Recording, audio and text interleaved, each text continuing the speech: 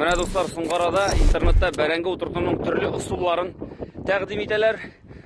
Менә монда шушындый сука һәм трос бара, бит. Буразнага бәрәңгеләр салынган. Һәм монсы классташ Марат. Так, ой.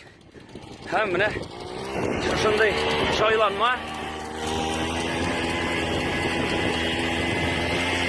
Күмеп бара.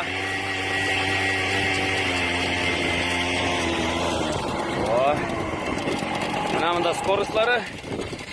Бу мотоцикл. Шушындый ысул да бар. Трос китә.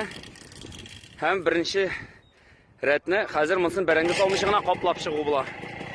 Менә шундый лайфхак бәрәңге утыртуның. Шәп бит.